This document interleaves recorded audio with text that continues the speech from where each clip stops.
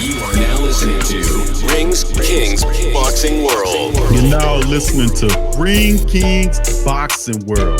That's right, for the true fight fan. That's right, Ring Kings Boxing World in this thing. Big ups to the Ring King Fight family. I'm Big Q chiming in with this episode of Ring Kings Boxing, bringing in my co-host, the Ring Kings, Eddie Too Mean Johnson. What's up, Too Mean? What's going on? Everything good, bro. In this episode, man, we're going to cover several really interesting news articles. Of course, we're going to recap the Errol Spence versus Danny Garcia welterweight championship bout that passed this weekend. Really interesting. We'll cap that. We'll also deliver some news on Floyd Mayweather as is it official where he's set to go against YouTuber Logan Paul. Sean Porter, a respected welterweight fighter, makes his comments about Crawford. And of course, we know Porter is set to be, he's the mandatory for Crawford's belt. So we'll talk about that and cover that. Also, another interesting fight coming up this weekend. Shakur Stevenson get ready to take on Toka Khan Clara. We'll break that down. And of course, the WBC unveils its new Bridger weight rankings. Who's in that thing? We got all that news, plus the post-fight interviews from Errol Spence Jr. and Danny Garcia. Without further ado, Too Mean, let's dive into this thing. Now, of course, Saturday night it went down. Errol Spence returned after having that horrible car accident, which he was ejected from his vehicle. Had that, seen all those lacerations and bruises on his face, but he healed up and he got ready for a real tough fight against Danny Garcia. Now, in the pre-fight breakdown for this matchup, Too Mean, we talked about, man, how Danny Garcia in previous fights tend to held his hands. He kept his hands pretty much reserved. He'll lean against the ropes and allow people to tee off on him. That wasn't the case in this bout. I mean, let me tell you, even though Danny Garcia lost this fight, let me tell you something. Danny Garcia put on a hell of a fight in there, brawling with Errol Spence Jr. Let me tell you something. He took some real tough, some really good power shots from Errol Spence, who's a hard-hitting welterweight. Let me tell you, and Garcia took some real abuse in there, but so did Errol Spence, man. And Too Mean, before I get too deep off to it, let me get a breakdown on it. Spence showed on Saturday night how far ahead of everyone in the welterweight division. He put on a really good 12-round unanimous decision win over Danny Garcia, but much credit to Danny Garcia, who came in that fight and he didn't hold his hands and he gave him a fight. As it turns out, the Southpaw IBF WBC welterweight champion Spence, who's now 27-0 with 21 knockouts, didn't need a tune-out after all to get ready for his fight against Danny. Spence was too good for Danny and working him outboxing, out-punching him through the 12-round fight. Garcia was competitive through the fight, and he landed a lot of huge shots that would have knocked out most fighters in the division, but Spence took the blows and fought well to get the victory. And of course, this was something Too Mean, and we're going to talk about it, man, after the breakdown. But this was a hell of a fight insofar as it was interesting because my analysis of it is I thought with Errol Spence coming into this fight, he would fight Danny Garcia like he fought Mikey Garcia. He would work behind boxing and then come in with the heavy booms. But he had an all-out, pretty much a brawl with him. Exchanging some blows in the middle of the ring and taking some real good power shots from Danny Garcia. And it was a really nice fight. I thought it would be a 7-8. I think I called it either 7 or 8 round stoppage, but no such luck. It went the distance with a unanimous decision. Now, before Too Mean chimes in, let's hear what Danny Garcia had to say. Actually, we're going to give Errol Spence to see what he had to say after the fight. Here's Errol Spence. Errol, welcome back. Describe this moment for you. This moment's surreal, man. It's been a dream of mine, especially coming back on my accident, a year and a half layoff, and I think I look pretty good. It's a little rust in there. I got a little tired, but I think I shook off the cobwebs, and I'll be ready to fight again in the summertime. We're looking forward to that. But you said you wanted to prove to your fans that Errol Spence Jr. is back. When you were in the ring, was there a certain round that you thought to yourself, all right, I'm good? I think our training camp, I felt good. I knew I was going to be good. That's why I said I'm back, and I told people I didn't want to tune-up fight. I want to fight a great champion like Danny Garcia, somebody whose name is known, and somebody that's going to give me a fight. And he definitely gave me a fight, and I came in and I proved myself that I am the best 147 fighter in the world. And kudos to you for taking such a big fight, your first fight back. Is it safe to say that you did somewhat need an opponent like Danny Garcia to bring that out of you tonight? Oh, definitely. Danny Garcia pushed me to the limit, especially in training camp. You know, I watched him train hard, and I've been watching him fight since I was an amateur. So I know what he brings to the table. He's a great champion, and I knew I had to be 100% ready, and that's why I chose him, and that's why we got this fight. And I fought him at home, and I'm glad that everybody came. I appreciate everybody for coming through.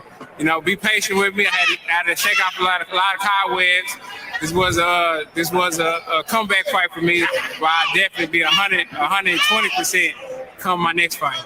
And you talk about you had to shake off some cobwebs. Were there any mistakes that you can maybe look back on now in the fight that you wish you didn't do? Definitely. I mean, I'm human, you know. I made a couple mistakes, like, you know, I was playing around a little bit or putting my hands down or being lazy sometimes on my jab and things like that. So, you know, I'm going to practice on that. My coach got on me when I got back to the corner. He was like, yo, Danny Garcia is known for knocking people out when they're playing around, they dropping their hands and being lazy. So pick your hands back up and win this fight. And that's what I did.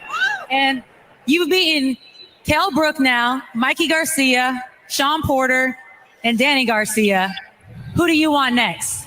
Oh, I'm gonna chill on my ranch. I just bought a new ranch. I got a couple of horses. I'm gonna get some more horses, get some chickens, some more cows, and I'm gonna chill with my kids and my family and enjoy my time. And you know, I got to decide when I'm gonna come back, and then you know, hopefully be in the summertime.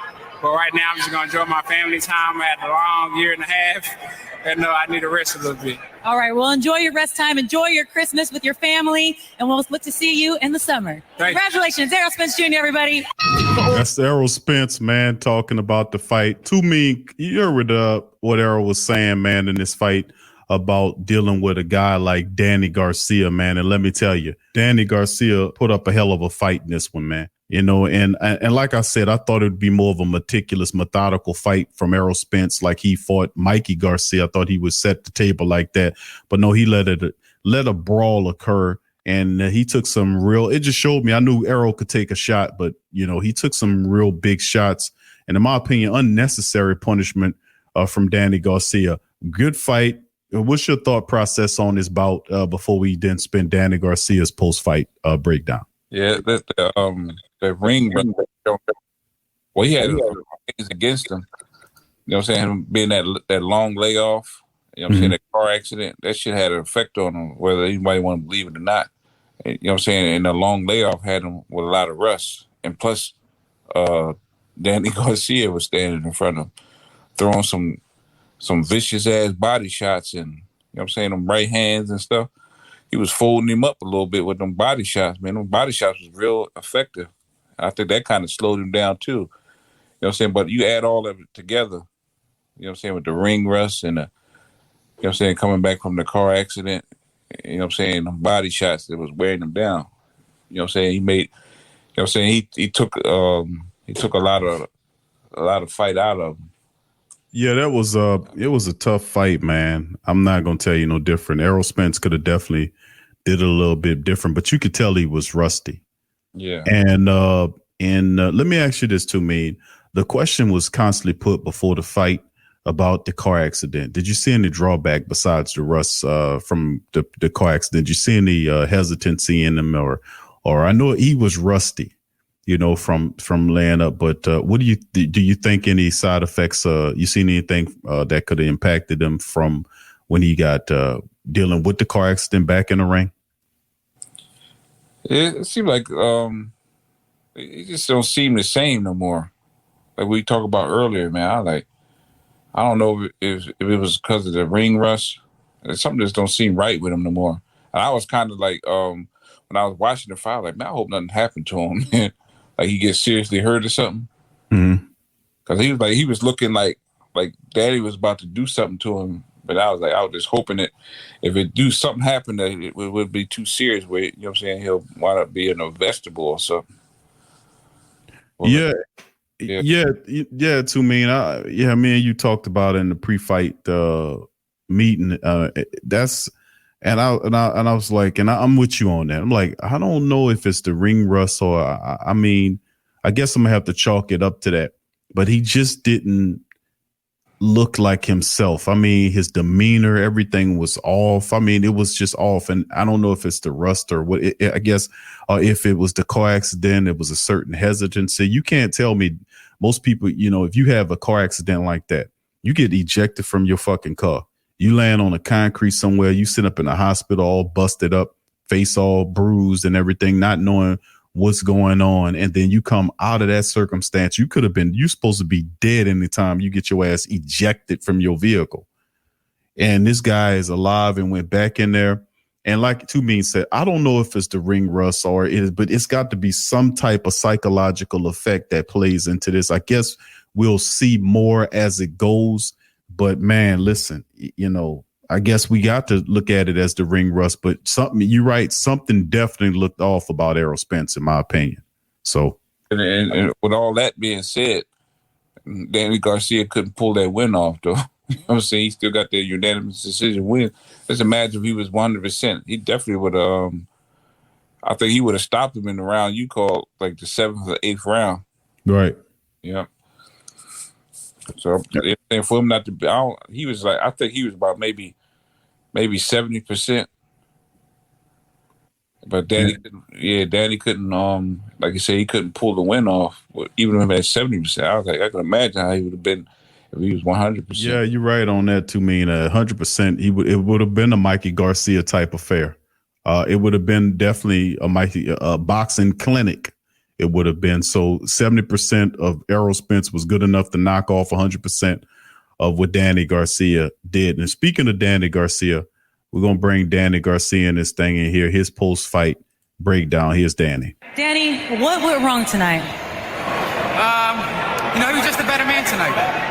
First of all, I want to thank God for giving me this opportunity, to come out the ring safe. I want to thank my dad, Andrew Garcia, Al Heyman, Fox, Boxing Champions, everybody. All the fans who came out tonight, thank you. He was just a better man tonight. No excuses. I fought a hard, tough fight. He had a pretty good jab. And I think that was the key to the fight, his jab. Was there, besides his jab, was there anything that he did better than you expected? I think he had a great jab. And that was the difference in the fight. And he was a little bit more busier than me. And I know you're a counterpuncher. Well, we'll ignore those distractions over there. But I know you're a counterpuncher, but do you feel like if you would have been first more often, that could have been the difference in this fight? Yeah, for sure. But he offset me with his jab a little bit. So it's all good. Now, you are 0-3 against challenging welterweight world champions. Where do you go from here? I got to sit back and rebuild, see what I got to do next. All 3 fights were good fights. I fought hard and I'm proud. All right. Is there anything you want to say to your fans? I know you were fighting for Philly. Yeah, I want to say thank you for supporting me. Thank you for everything. All right. Looking forward to seeing you back in the ring. Great job.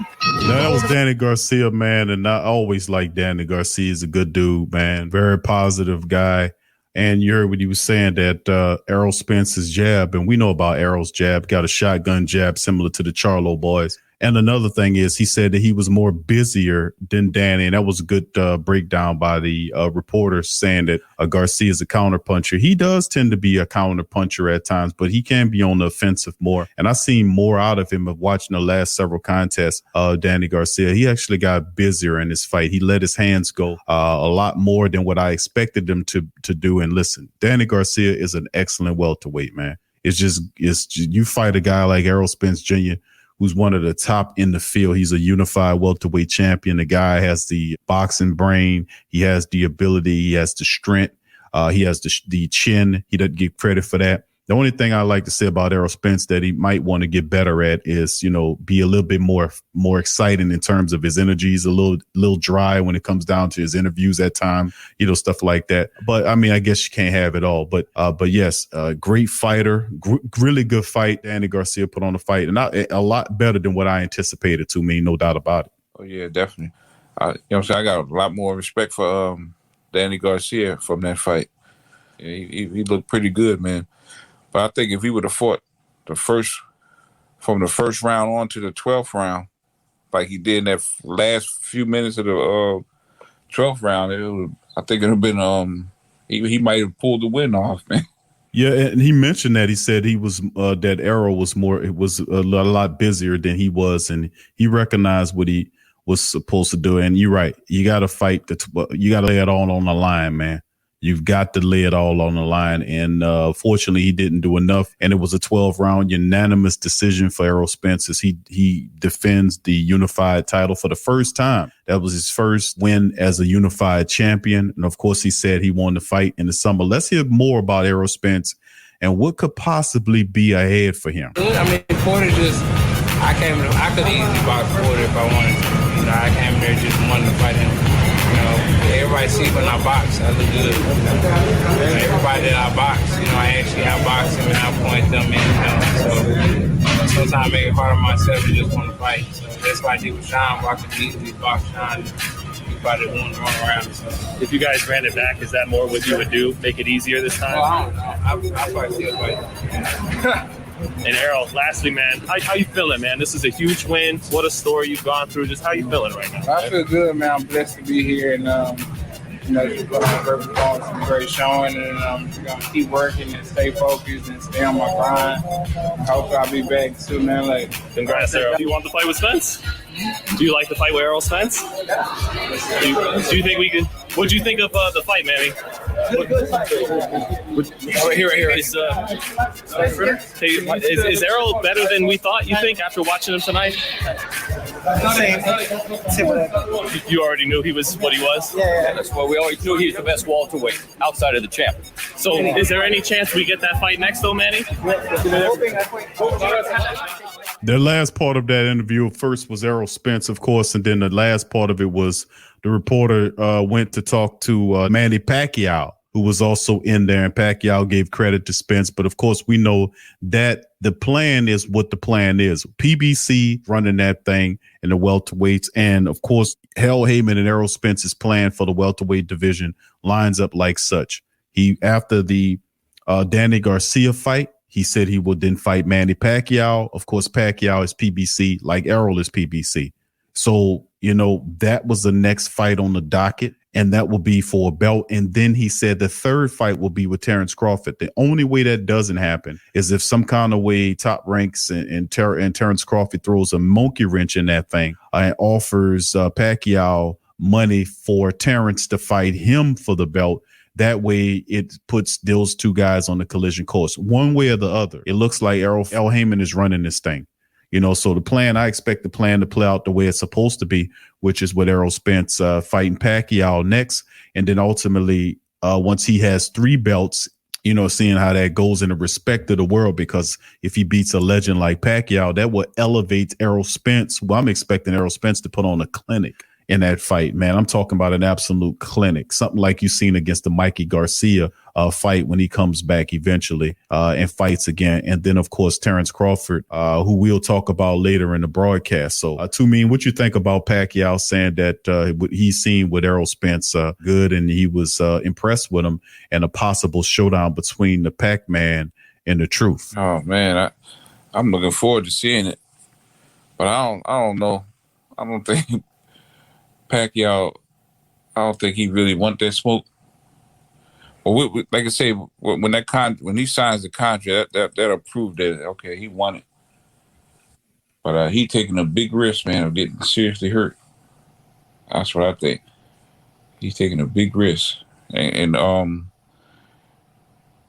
quite sure he realized when you lay off like that, you know what I'm saying, you ain't gonna look as good as you would if you was real active.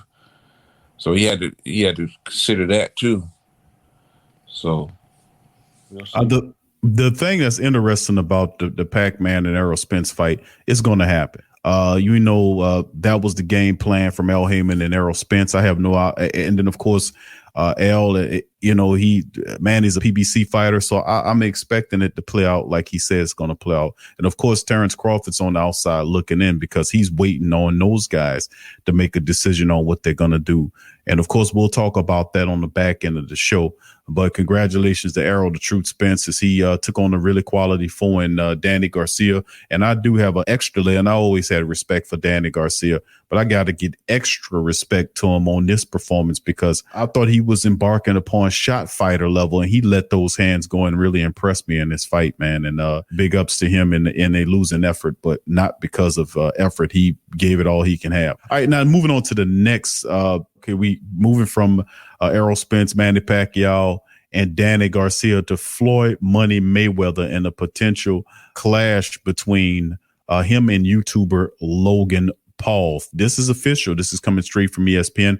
As Floyd Mayweather Jr. is set for an exhibition bout against YouTuber Logan Paul. Now, Floyd is heading back in the ring, sort of. The retired former boxing champion will wear gloves against a February 20 for an exhibition match against YouTube personality Logan Paul. Now, Mayweather announced this on his Instagram account, which he has over 24 million followers on, which he had the flyer showing it that Mayweather versus Logan Paul, a super exhibition, February the 20th, 2021, early bird special on the tickets. And according to the event's webpage, the bout will be streamed as a pay-per-view.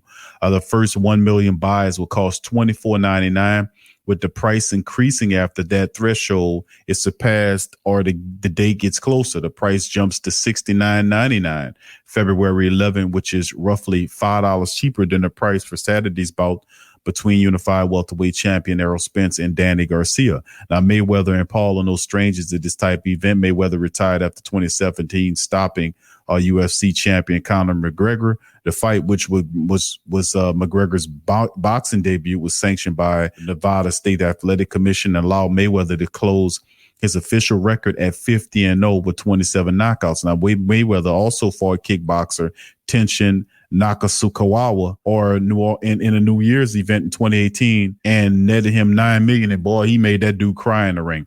And then in November 2019, Paul fought another YouTube personality called KSI in a 6-round bout sanctioned by the California State Athletic Commission and promoted by Matchroom. KSI won in a split decision. Now, Logan Paul is the brother of Jake Paul, who most recently knocked out former NBA player Nate Robinson on the undercard of the Mike Tyson Roy Jones Jr. exhibition on November the 28th. Now, Paul officially has a 2-0 record with 2 knockouts. Now, why would Mayweather fight a guy with 2 fights or 2 boxing? And I think this is inspired because of Nate Robinson getting knocked out of him. I just don't understand why, it just probably net him a cool, whatever it is, probably 10 million or whatever it's going to be, or 10 to $50 million or whatever Floyd's going to do against this guy. It's going to be a quick, fast, and a hurry, in my opinion. To me, what's your thought process on Mayweather versus YouTube boxer Logan Paul? Easy money. Money Mayweather making that easy money. Yeah. Because he ain't going to stand a chance against him, even though he's much bigger. But that shit don't mean nothing when you got the skill, the skill level that Floyd Mayweather had. He still trains too, like he actually is fighting. Yeah, I seen a clip of him recently sparring like 3 a.m, looking sharp as hell. Like he can come back and deal with those welterweights now. Mm-hmm. Beat with them and beat most of them. Right. Yeah, I'm like, he still looks sharp as hell, man. And like I say, somebody like that's inexperienced like Logan Paul, he gonna drag it out and probably stop him. You know what I'm saying? Get the easy money. That's how it's most likely it's gonna go. It's like he could have did the same to Conor McGregor. He could have knocked him out in about 2 or 3 rounds, but he dragged it on just to entertain the people. You know what I'm saying? Made it look, you know what I'm saying, entertainment. And that was it. And then when they got him in deep water, just drowned him.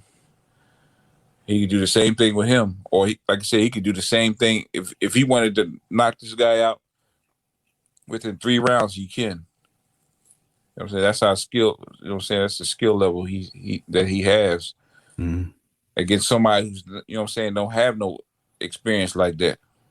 You know what I'm saying? I'm telling you, it's a big difference when you fight on the level that he was fighting on for all them years. Man, that stuff never leaves you. You might get a little slower, but the power and your skill and that knowledge in that ring and that, you know what I'm saying, never leaves you. You know what I'm saying? He's gonna be too much for that guy, man. Gonna be way too much. Just like I was watching an old documentary with Sugar Leonard. He was on this cruise ship. And he put on an exhibition bout with this amateur light heavyweight. Sugar Leonard was welterweight, right? And you know what I'm saying, it was entertaining the people, and the light heavyweight made a mistake and jabbing Sugar Leonard in his bad eye, And after that, he, you know what I'm saying, Sherry Lennon went into a zone like, I'm ready to defeat him now. He didn't cross the line. He fucking took him out with 2 body shots real quick, and they had to stop this shit. And this guy was way bigger than him. I'm talking about way bigger, but he stopped him with 2 body shots right quick. Master boxer. Yeah. You know what I'm saying? And Mayweather could do the same thing with these guys, too, that you fight. These are YouTubers. Really interesting. 2-0 the guy is, too mean. 2-0 running up against Money Mayweather, man. And he continues to take easy money after hitting that 50-0 mark. And that's a part of it. All right, let's move on to the next one, to me. We got another really good fighter from Mayweather to Shakur Stevenson. How about that? He set the fight against Toka Khan Clary December the 12th. He headlines the show on ESPN.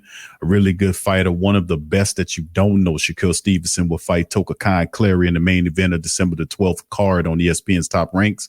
Carl Moretti reported via ESPN. Top Rank announced last week Stevenson would headline the card against a yet-to-be-named opponent. Stevenson, 23, vacated his WBO featherweight championship in July to move up to junior lightweight in hopes of bigger challenges.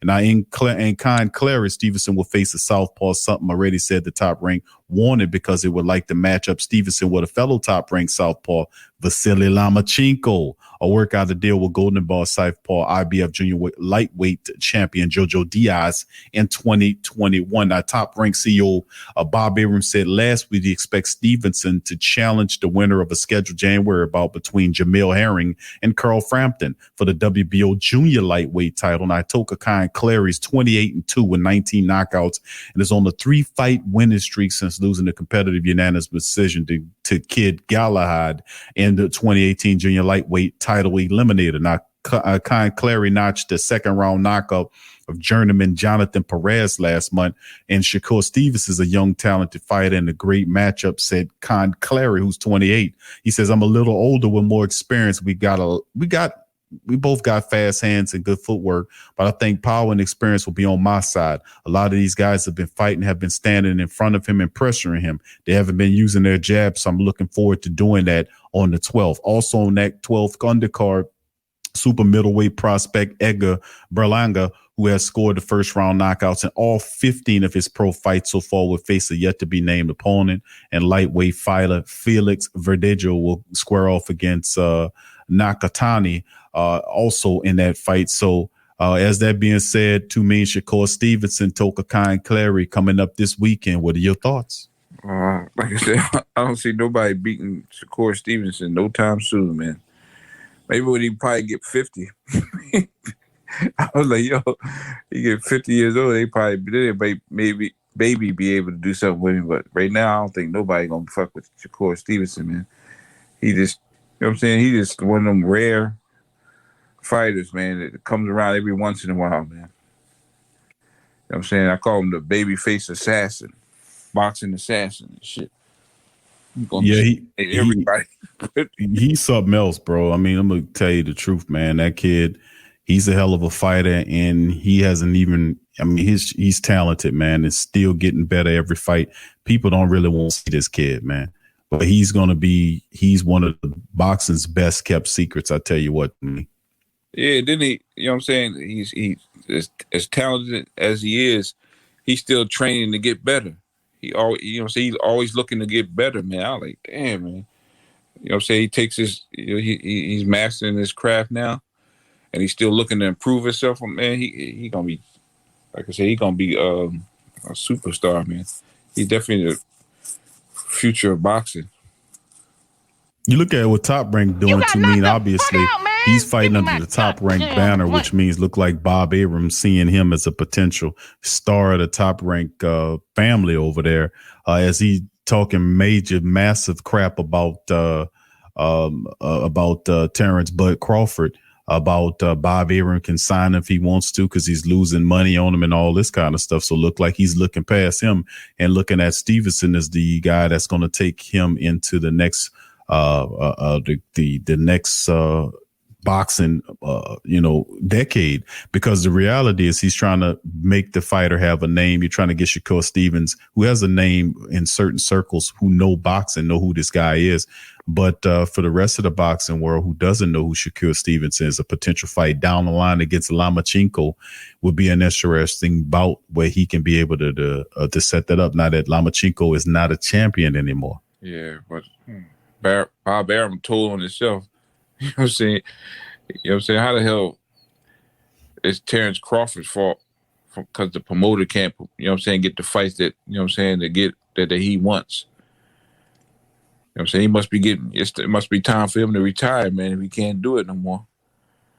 He was getting all them other guys bigger fights. Getting the fights that they was wanting, but he can't get Terrence Crawford. He's considered pound for pound the best boxer ever, boxing nowadays. You know what I'm saying? I'm like, come on, man. It's not Terrence Crawford's job to be no promoter. You know what I'm saying? He need to fucking retire. You know what I'm saying?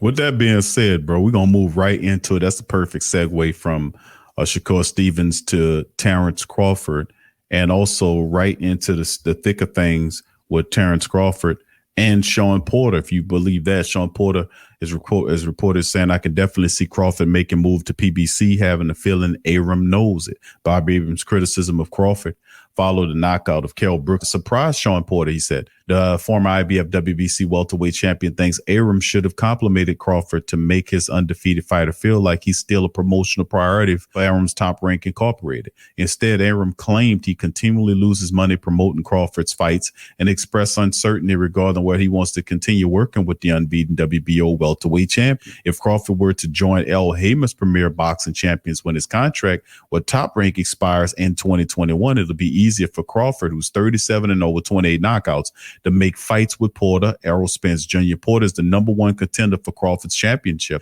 and is Spence 27-0 with 21 knockouts. The IBF WBC 147-pound champ is the opponent the vast majority of boxing fans want Crawford to fight next. But Porter, who's 31-3-1 with 17 knockouts, who is also an analyst on Fox Sports, assessed Crawford's situation during an appearance on the Last Stand podcast with Brian Custer. He says he's going to make a business decision. He's going to do what's best for him, Porter said, in reference to Crawford. I mean, people don't understand this, but when I called him and talked to him in July or whatever, we were on the phone for 30 minutes to almost an hour, and it wasn't just talking about boxing. We were talking about our lives, our families. Like, we have a genuine friendship, and I respect that and appreciate that, which is why I'm going to, with everybody else, I'm going to get in the ring and call you out. If you Danny Garcia, I'll show up in the backyard. And the same with Errol Spence Jr. But with him, I just really appreciate him as a person. So when we talked, it was not just about boxing. So I know him. So I'm just saying that to say I know him. When it comes to time for him to extend his contract with Top Rank, or decide what he's going to do, he's going to make a business decision based on what's best for his career and what's best for his family. I definitely could see him making a move to PBC, because this is where the money can be made, and this is where the biggest fights can be made. The 33-year-old Porter suspects Arum was oddly vocal in criticizing Crawford last month, because Arum might be resigned to Crawford leaving Top Rank for PBC, other than trying again to put together a Crawford-Manny Pacquiao fight, which also could be made through PBC. Top Rank doesn't have any prominent welterweights under contract to offer Crawford as an option for his next fight. If you're Bob Arum, I got a feeling Bob Arum is understanding that Crawford may be ready to make that move, Porter explained. And it's because it's going to happen. I'm just going to say how I feel. I don't think he should do that. I think anybody who's wanting to keep their client, they're going to wine and dine their client and do whatever it takes to keep their client. So I've got a feeling Bob Arum knows what's going to happen. I think Bob's just going to take some shots anyway, because he feels like the inevitable is going to happen. However, I don't feel that what he said was right. I don't agree with that. All that type of things you keep in your house, whatever, you never let that kind of stuff out, because once it gets out, everybody going to talk about it. So that's some of what Shawn Porter, former welterweight champion, was saying about his friendship with Terrence Crawford, how he respects him. And oddly enough, that Porter is the mandatory for Crawford's belt, which could be the next fight if Terrence Crawford Can't get anybody else. Errol Spence already has eyes on Manny Pacquiao after the Danny Garcia thing. That was something that was already locked in. And I think that that'll be the next fight between Errol Spence and Manny Pacquiao. The mandatory fight against Porter will be made because it's a mandatory, and that's still a really good fight. I would like to see, and this is probably going to be this is definitely the toughest fight that he would have since he made the jump to welterweight to fight Shawn Porter. So we'll see some good fights coming up in 2021. I don't see the welterweight unification of Crawford unless it happens toward the back end of 2021, because and we'll see, because Errol Spence said that he'll be ready to fight in the summertime. So, could we possibly have a fall bout between these two guys in the fall? I don't know. We'll see how it all shapes up. To me, what's your thought process on Porter and what he said about Crawford and what's ahead? Yeah, I think he's right. Crawford definitely need to make that move. He need to take a risk, man, and go really take a risk and start his own promotion company. You know what I'm saying? Buy his way out of the contract early. You know what I'm saying? Get this shit started now, man. Terrence Bud Crawford Promotions. You know what I'm saying? Or, sign with Al Heyman.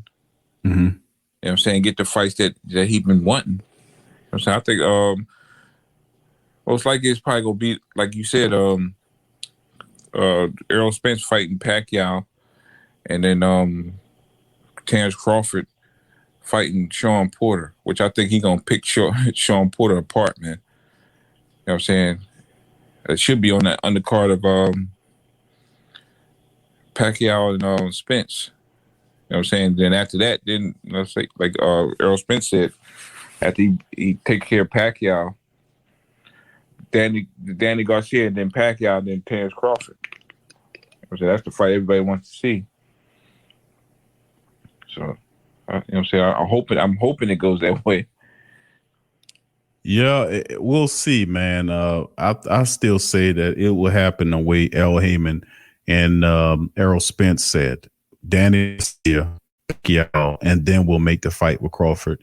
And you're right on the business side of it. I don't know if he has much of a head for business, but when somebody like that talking reckless about you, you're the boss. You're the boss, not him. He's just your promoter. He's the guy that's supposed to get you the fights. He's the guy that's supposed to promote the fights. If he's talking like that, that's done deal, man. And there's no me going back and saying, I can't be mad at Bob Arum when he in there talking shit about you. And it's not just one thing. He's constantly saying stuff. It's obviously he wants to break with you, but you can't be mad at him.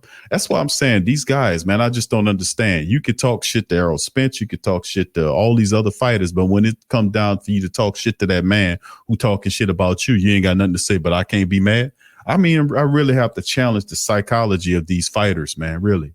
I mean, because you're only a fighter in the ring, you can't fight nowhere else in the ring. When somebody that don't look like you's challenging you, that's not don't have boxing gloves up, you don't know how to fight any other way. You can't fight and defend yourself. You didn't shoot shots at Bob Arum. You did what you were supposed to do. You show up and beat everybody ass that they got for you. The problem is Terrence Crawford shouldn't took his ass over there, and we've been saying that. But he should have went to Al Heyman because that's where all the people was. But he wanted to be a guest in that man's house. And now that you see that he doesn't want you, now he sees the shining future of his organization, the Shakur Stevenson, ready to show him the door. And of course, Arum said that where is he going to go to make this much money as we're paying him? Well, first of all, Bob Arum, he can work for his fucking self. How about that? Well, he can cut your middleman and ass out of there completely and get all of that money. So, when we get on here at Ring Kings, we don't placate and we don't advocate like the rest of these people do. We believe in if a fighter's fighting, he's taking a risk, he should get the bulk of the money. If you can't cut the fucking middleman out, cut him out. Learn the business. Don't just be a punch drunk ass fight all your life, or trust people who have an instinct on business of how to do the fight game. If you fight and you have that much experience, you should know how to fight game, go from the physical level to the material level. And I'm talking about financially as well. So I mean, that's my thinking on it. And hopefully the man, I don't know if he has a head for business or whatnot. I don't know, but it was a bad decision for him to go over there to Top Rank. Al Heyman treats his fighters really well. The Charlo boys, Errol Spence, Shawn Porter, Danny Garcia, Manny Pacquiao, who left from Top Rank to go to PBC. So I mean, you got to understand, is that Errol Heyman is the truth. He treats his fighters well, and not only do he treats them well and how he sets up everything, but he also teaches them how to invest their money so they can be a bunch of Mayweathers over there when it all comes down to it, so they can have rich, fulfilled lives.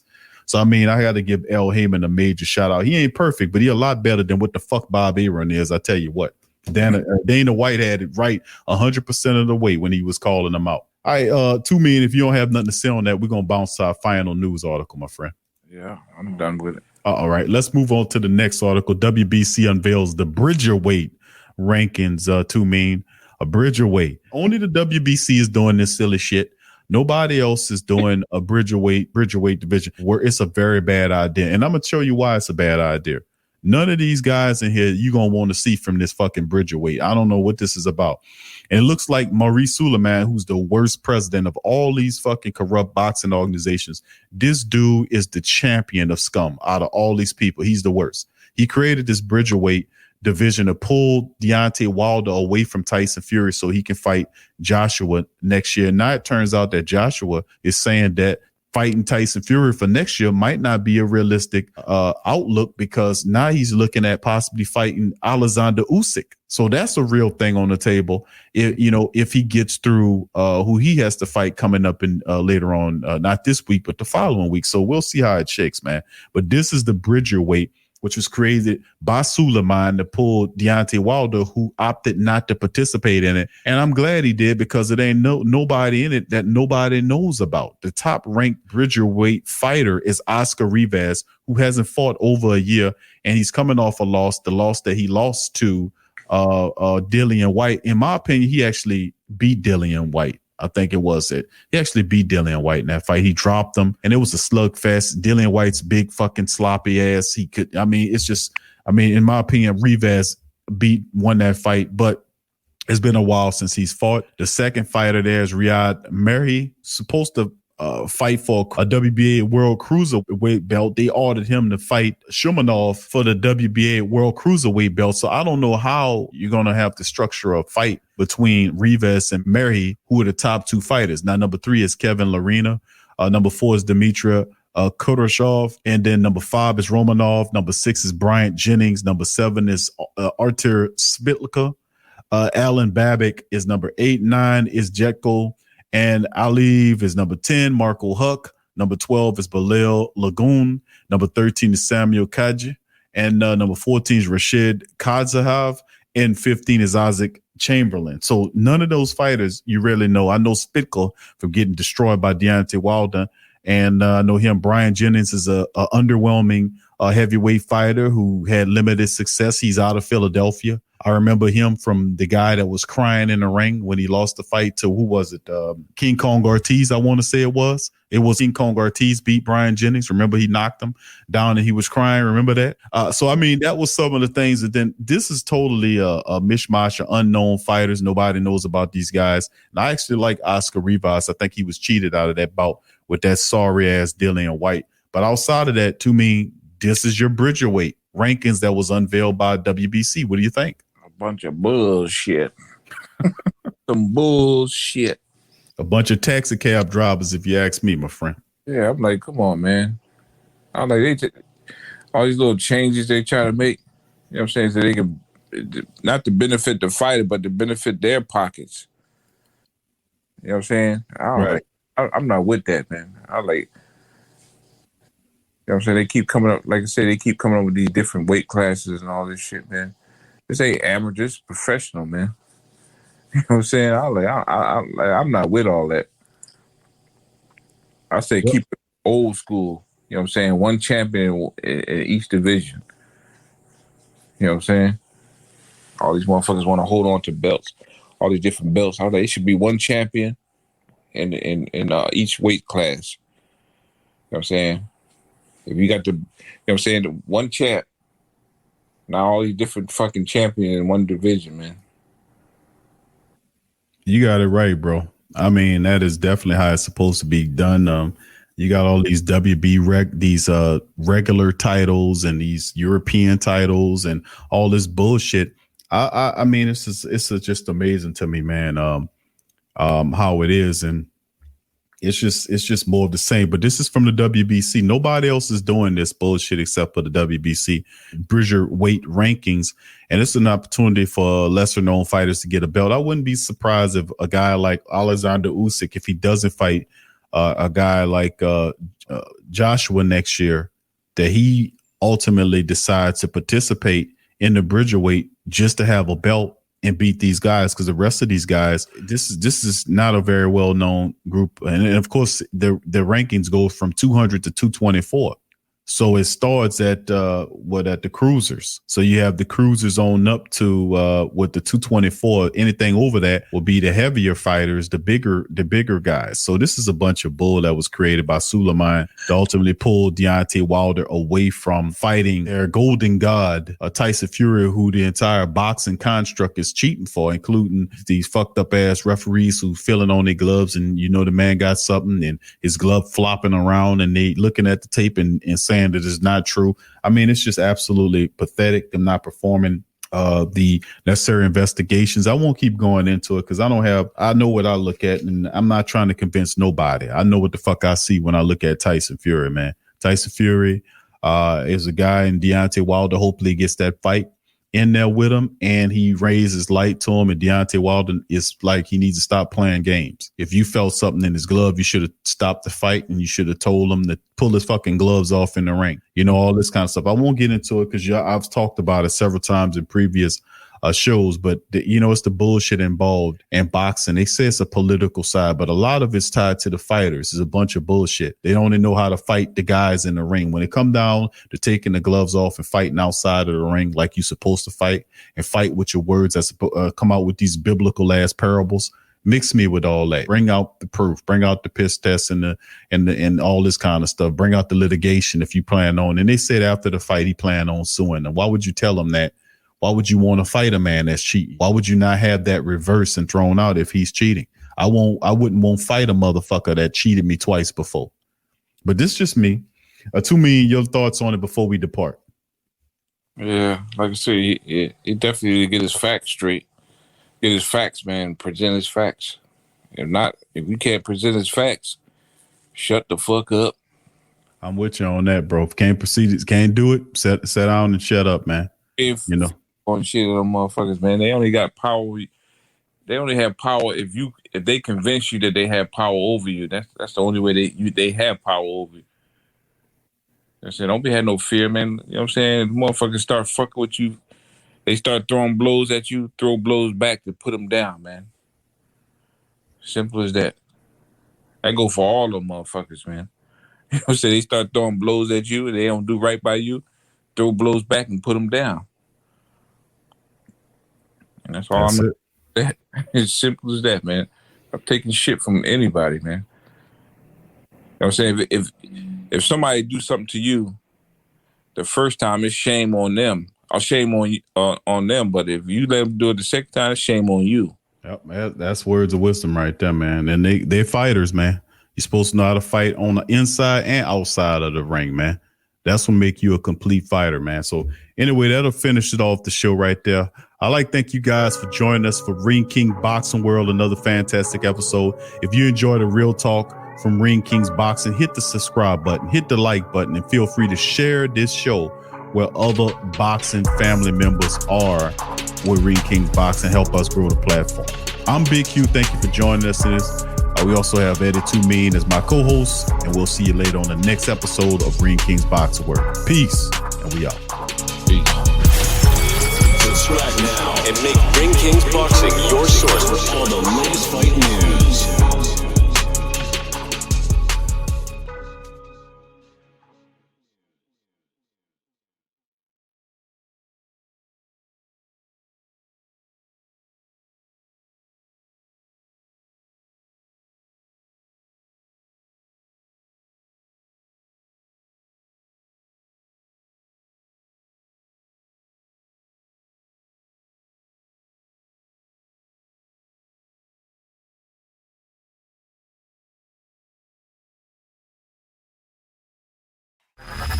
Thank you for making Saint Central your black and gold home for the New Orleans Saints.